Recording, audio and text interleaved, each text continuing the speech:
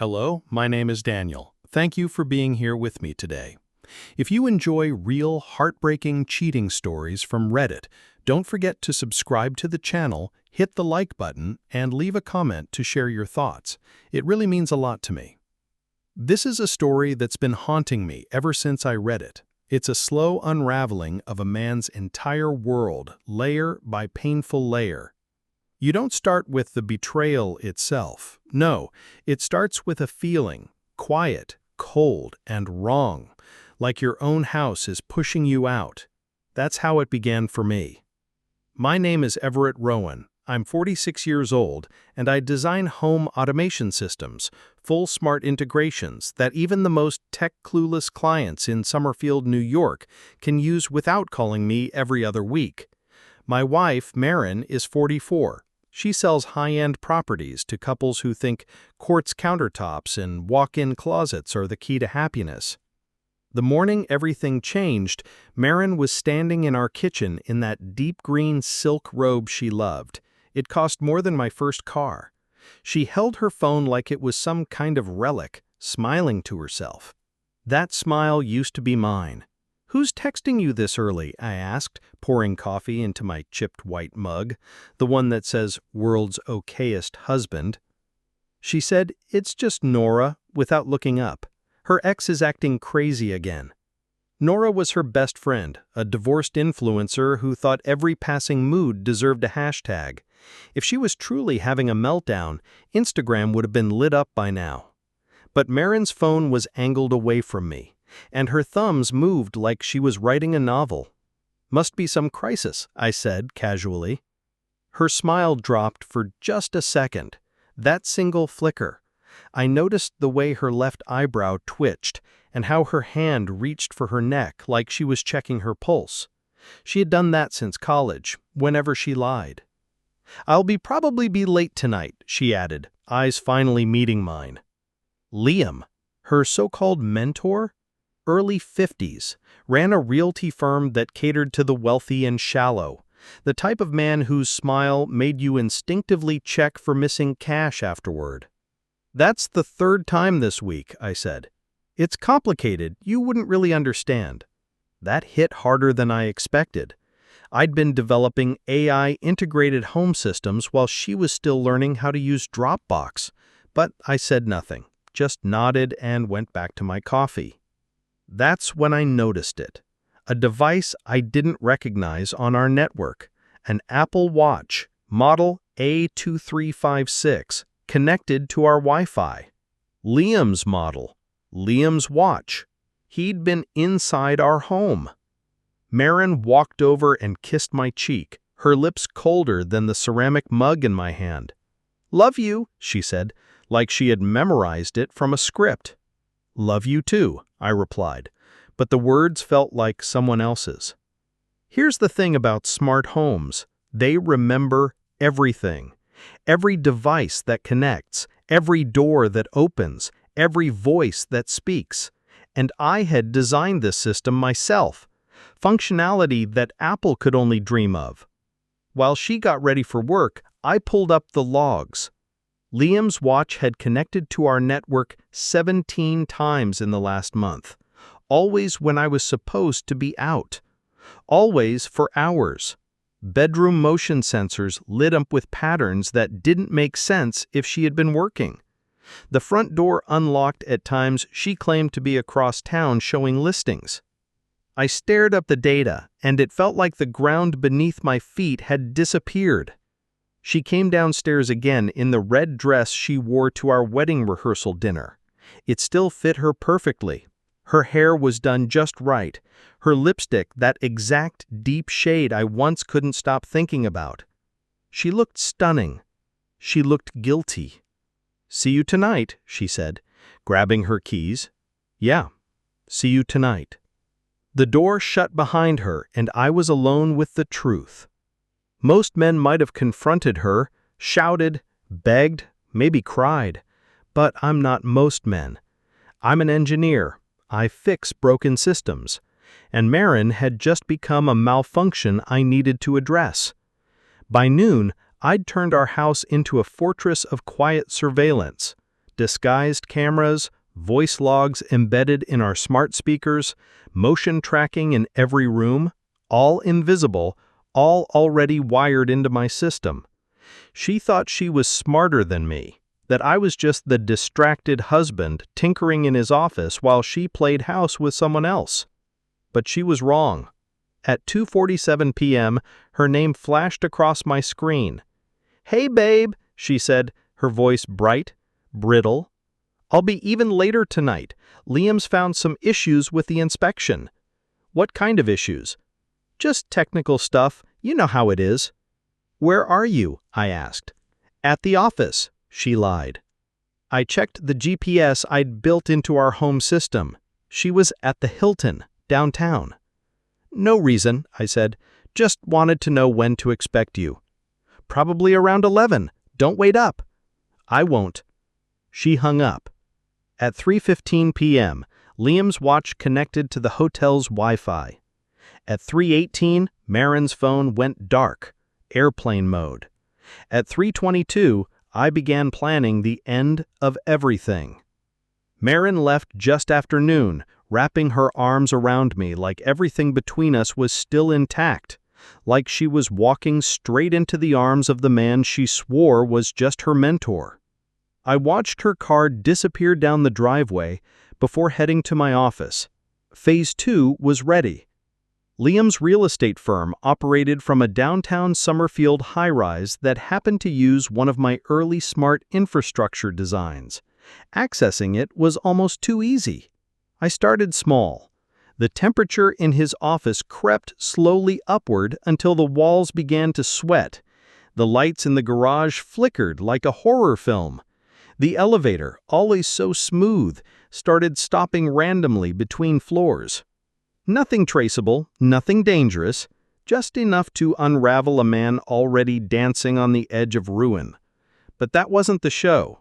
The building had 24 HD surveillance cameras, all of which were now streaming directly to my server. Every sip of coffee, every complaint, every twitch of anxiety, I was watching. At 2:30 p.m., Liam's called Maren. His voice echoed clear through the feed.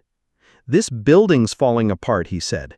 "AC's busted, lights are acting possessed, the elevator's haunted." "That's weird," Maren replied, her voice carefully neutral. "Maybe just faulty wiring. Or maybe someone's screwing with me." "Who would do that?"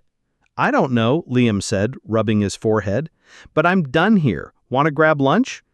"I can't," she said after a pause. "I'm at the retreat, remember?" "Oh, right, the retreat. How's that going?" "It's fine, relaxing." "You sound off." "I'm tired. Nora hasn't stopped talking." "About what?" "You know, girl stuff." Liam chuckled. "Well, try to enjoy it. I'll miss you." "I'll miss you too." They hung up, and I sat back with a bitter smile. She was stuck in solitude at a fake retreat. He was sweating in an office that had become a trap. I was just getting started. I turned back to my screen and dug deeper into Liam's company, pulling public records, online reviews, credit filings. Stonemont Realty had been skating by for years, always one deal away from collapse. Liam lived on borrowed time and borrowed money, financing his lifestyle with promises he couldn't keep. It gave me an idea. I created a fake account under the name Home Truths 914 and began posting reviews. Not outright lies, just concerns. Pushy sales, inflated prices, disrespect toward clients. Within hours, Liam's rating dropped from a decent 4.2 to a painful 3.1. But that was only the appetizer. His database was next. A cloud-based mess with no encryption, no two-factor protection, nothing. I downloaded everything: client records, property listings, private memos, financial data. More than enough to end his career. And then I found it. The real rot. Liam had been manipulating property flips using shell companies, buying low using insider information, then flipping for huge profits. He was defrauding clients. It was theft wrapped in legal loopholes, and now I had the receipts. I printed it all, clean, organized, date-stamped, ready for the New York State Board of Real Estate and every media outlet in town. But before I sent it, I wanted to watch him squirm. At 6:15, Maren called. "Having fun?" I asked. "It's great," she said, but her voice cracked at the edges. "Really great. How's your day?" "Productive. Working on some upgrades to our home security system." "That's nice." "Yeah, just making sure everything's locked down, that no one can come or go without me knowing." Silence. "That makes sense," she said finally. "Security's important." "Very important. You never know who might be watching."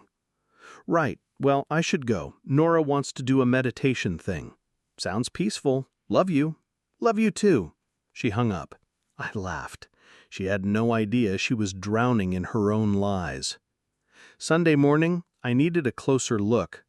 I drove out to Liam's lake house. He was outside, washing his car like it was a normal weekend. His face was drawn. There were dark circles under his eyes. I parked across the street and called his office line using a voice I barely recognized as my own. "Stonemont Realty, this is Liam." "Hi, I'm calling about the Stonemore property. I heard there were inspection issues." "There aren't," he said, scanning the street. "The property's solid." "That's not what I heard. Foundation cracks, faulty wiring. That's not true. Who told you that?" "Doesn't matter. I just don't want to waste my time." He exhaled sharply. "If you're not serious about buying, don't waste mine." "Oh, I'm serious. I think we should meet in person. I'd like to see the house, and I'd like to see you." Then I hung up. Liam stood in his driveway, staring at his phone like it had just bitten him. Maren came home that night sunburned and seething. "How was it?" I asked. "Terrible. Worst birthday ever." "I'm sorry. I thought it'd be good for you." "It's not your fault. I had other plans." "What kind of plans?" She hesitated. "Nothing important." "Work stuff? You were going to show a house on your birthday?" "Liam had a client who could only meet Saturday." "Maybe you can reschedule." "Maybe." She went upstairs. I watched her go. Monday morning, Phase 3 began. It was time to show Liam just how fragile his empire really was. He'd been inflating appraisals, tweaking numbers to justify sky-high listings, then pocketing the difference through dummy companies. It was systematic fraud, ugly and bold, and I had all the proof anyone would need. I printed every document, sorted it into labeled folders, and prepped an anonymous packet for the FBI. But before I dropped it in the mailbox, I decided to let Liam taste the panic. At 3 p.m., I called his office. "Stonemont Realty, this is Liam." "Hi, Liam. This is Agent Williams with the FBI. We need to speak." Silence. Then, click. He hung up. I redialed immediately. "Liam, don't hang up again." I don't understand. What is this about?" "I think you do. We've received credible reports regarding your business practices." "I don't know what you're talking about." "Property fraud, misuse of client data, inflated appraisals, sound familiar?" His breathing changed, faster, harsher. I don't know what it's about." "This is a mistake. I've done nothing wrong." "That's not what our files suggest. You'll need to come in for questioning." "I want a lawyer." "You're entitled to one. But Liam, we already know about the shell companies, the appraisal scams, the sales data you accessed through Maren Rowan." He gasped. "What about Maren? You really think we didn't know? About the affair? About you using her to access her husband's client information? Using his house for your meetings?" No, that's not, we didn't. "We have video, financial records, messages. We have it all. You've got 24 hours to cooperate before this goes federal." I hung up and leaned back in my chair, watching the tiny cursor blink on my screen. Somewhere across Summerfield, Liam was probably curled in his office chair, pale, shaking, wondering how his life was falling apart. He didn't know the truth. I wasn't the FBI, just a man with time, pain, and a plan. That evening, Maren walked through the front door like someone who had been chased by ghosts all day. "You look tired," I said. "Rough day. Liam's having legal trouble." "What kind of trouble?" "I'm not even sure. Something to do with his business records." "That sounds serious." "It is. He might lose his license." "What would that mean for you?" She blinked at me. "What?" "Well, he's your mentor. You've been tied to a lot of his deals. If he goes down, doesn't that affect you?" "I don't know. I hope not." "You've spent a lot of time with him lately. People might talk." "Talk about what?" "About whether you're involved." Her face went pale. The color drained out of her like water down a sink. "That's ridiculous. I'm just his protege." "I know that, but you know how this town works." She sat there, stunned, lips tight. "Maybe I should take a step back from him," she murmured. "That might be wise." I reached across the table and took her hand. "Don't worry. Whatever happens, we'll get through it, together." She nodded, and for a moment I almost felt sorry for her. Almost. The next morning, I knew it was time to twist the knife. Liam had spent the night calling attorneys. All three gave him the same advice. If the feds had evidence, jail wasn't off the table. And yet, he still had no idea who was behind it all. That was about to change. I printed out screenshots of him and Maren at the house, transcripts of their calls, photos from the hallway cam showing them tangled up in each other in our living room. I slipped them into a manila envelope with a note. "I know what you've been doing. In my house. In my bed. With my wife. You have 24 hours to confess to her, or I destroy you both. ER." By 10:15 a.m., Liam was calling her in a panic. "We need to talk," he said. "I'm with a client." "Forget the client. It's urgent." "What's wrong?" "Not over the phone. Usual spot." I already knew where they'd go. They met at that cafe on Monroe nearly every week. I got there first, positioned myself where I could see everything. Liam arrived looking like a man who hadn't slept in days. His shirt was wrinkled, his tie loose, his hands shaking. Maren showed up 10 minutes later, sunglasses hiding her face. She looked around before sitting across from him. "What's going on?" she whispered. He slid the envelope across the table. "Your husband knows." She opened it, and the world drained from her face. "Oh my God," she whispered. "He knows about the house, about the files, about everything. How?" "I don't know, but he's been watching. He has video, audio, everything." She was breathing fast, shallow, blinking like she couldn't focus. "What do we do?" "He wants me to confess." "Is it over?" He blinked. "What?" "Is it over? Us?" "Of course it's over. Your husband has enough evidence to bury both of us." "But what about the plan? Our company?" "What plan?" he snapped. "We're done, Maren. You're abandoning me. I'm trying to survive. You're a coward. I'm realistic." She stood up so fast her chair screeched across the tile. "He's not that smart," she hissed. "Really?" Liam asked. "Then how did he get all this? How did he know where we meet?" Maren had no answer. "Go home," Liam said. "Fix whatever you can." "What about you?" "I'm leaving town." "For how long?" "As long as it takes. My lawyer says I should disappear." "Disappear? Why?" "Because the FBI is investigating me." Her knees nearly gave out. She dropped back into her chair, stunned. "This is all falling apart." "Yes, and I'm not taking the fall for both of us." He left her there. I watched her sit in silence for 20 minutes before she finally stood and walked to her car. I beat her home. When she walked through the front door, I was waiting on the couch, a glass of wine in hand. "How was your day?" I asked. She looked at me like she barely knew me. "Fine, just fine." You look upset. I'm tired. Maybe you should rest. Yeah, she said softly, already heading upstairs. Later, I heard her crying. I didn't feel a thing. You convinced her to spy on me, to steal my client information, to sabotage everything I spent years building. She came to me, Liam whispered, barely able to meet my eyes.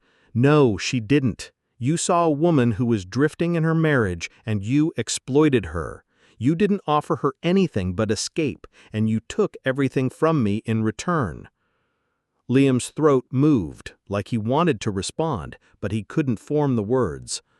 What are you going to do to me? He asked eventually, his voice so small it could have slipped between the bar stools. I'm going to destroy you, I said, utterly, completely, without mercy. The FBI thing, that was you, wasn't it? There's no FBI, just me, a husband with a plan and a little extra time on his hands. Liam's face drained of color. You're insane! No, I'm meticulous. There's a difference. What do you want? I want you to understand what consequences look like. You thought you could take my wife, steal my business, drag me through humiliation, and then walk away clean? You were wrong. I'll leave town. I'll disappear. You'll never have to see me again. It's too late. The damage is done. Please, he begged, don't destroy me. You should have thought about that before you started sleeping with someone else's wife. I stood, dropped a 20 on the counter, and leaned in close enough for him to smell the bitterness on my breath. See you tomorrow night, Liam. Don't be late for the show. I left him there, slumped at the bar with his whiskey and his guilt. Saturday afternoon, I arrived early at the hotel where it had all happened, where the betrayal had taken shape in quiet hallways and overpriced rooms. The conference room was nearly ready. I'd rented it under a fake name using a prepaid card, just like every other detail in this plan.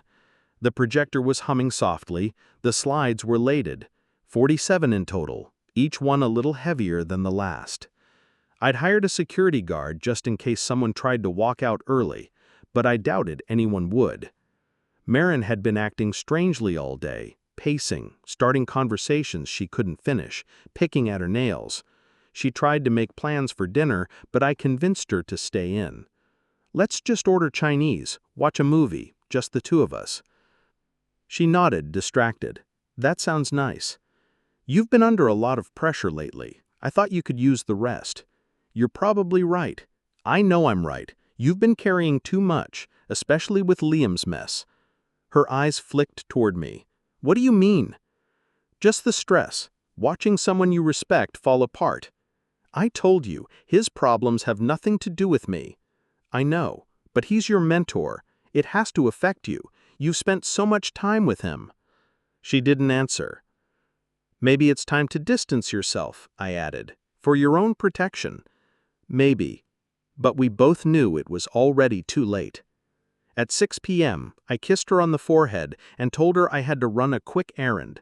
I'll be back in an hour. Don't wait up if you're tired. She didn't ask questions, just watched me go with that hollow look that had become her default expression. I drove to the hotel. People were already arriving, Maren's co-workers, Liam's clients, old friends from dinner parties we used to host before everything fell apart. They looked confused, nervous. The invitation had been vague on purpose. At 6:30, I stood at the front of the room and switched on the projector.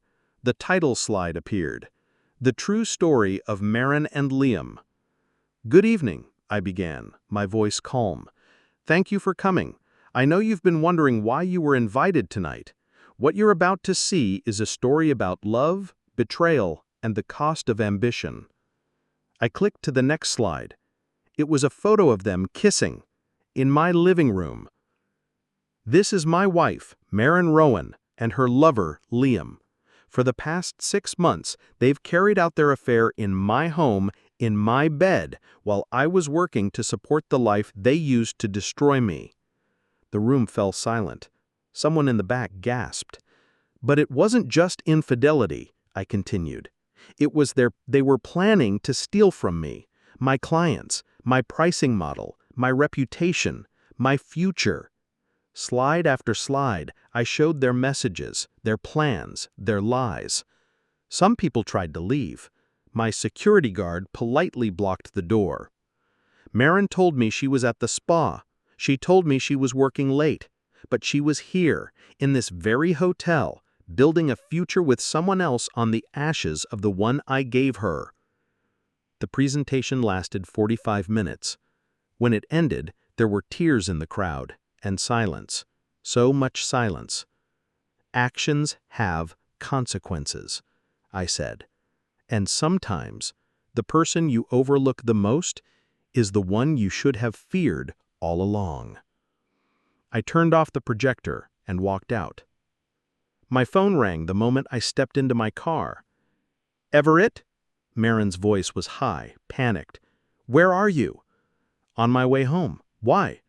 "People are calling me. They're saying you showed them things." "What kind of things?" "You know what kind." "Do I?" "Stop it! You did it! You showed them everything!" I pulled into the driveway. "I told you," I said, calm as glass, "I just had an errand." The line was quiet for a beat. "What kind of errand?" "Nothing important, just business." She was sobbing when I walked into the living room. "You destroyed me," she said. "No, Maren," I replied, "you destroyed yourself. I just made sure no one could look away." I checked into a quiet room on the top floor of a small riverside hotel just outside Somerfield. I ordered dinner I barely touched and sat by the window, staring out at the water as night crept in. Somewhere beyond the hills, Maren was sitting in the wreckage of her own design. Somewhere, Liam was probably throwing things into a suitcase, trying to outrun the fallout. But I was here, alone, finally still. I thought about the last 6 months, the subtle surveillance, the calculated dismantling of Liam's firm, the carefully stitched trap. I remembered Maren's face when she realized what I knew, the way her voice cracked under the weight of her own confession, the tremble in Liam's hands when he finally understood what kind of man I was beneath the quiet.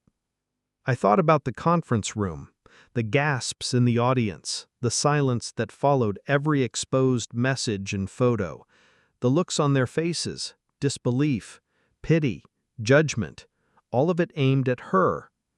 And for a brief moment, I smiled. The next morning, I woke with a rare sense of calm.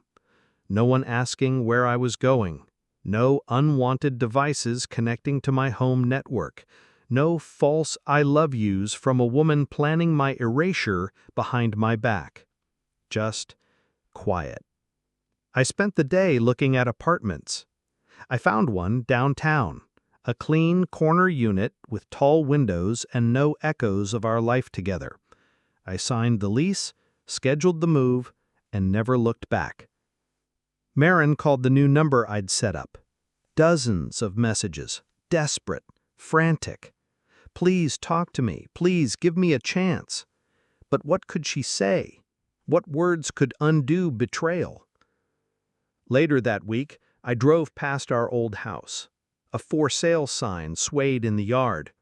Through the front window, I saw Maren alone, packing. She looked thinner, smaller, hollow. I didn't stop. That night, I returned to the bar where I'd once warned Liam. The same bartender was there. "You were here with that guy, Liam, right?" he asked. "Yeah," I said. "He hasn't been back." "He won't be." The bartender just nodded. "Whatever you said really messed him up." "I guess I have that effect." I lifted my glass to no one in particular and toasted the silence. This story, though fictional, reflects something very real: how betrayal can shatter not just trust, but a person's entire sense of self. When someone you love, someone you built a life with, turns out to be the one orchestrating your downfall, it's more than painful. It's disorienting. It makes you question your worth, your instincts, even your reality. But here's the truth. Healing doesn't come from revenge. It comes from reclaiming your power, your boundaries, and your future. The story's sad because it highlights how loss often follows justice. Yes, Maren and Liam faced the consequences of their deception, but Everett lost something too. His marriage, his past, the years he invested. In real life, if you find yourself in a toxic relationship or facing betrayal, protect yourself legally, emotionally, financially. Gather the truth, seek support, set firm boundaries, but most importantly, prioritize your peace over your pride. Revenge might feel satisfying in the short term, but healing is what will carry you long term.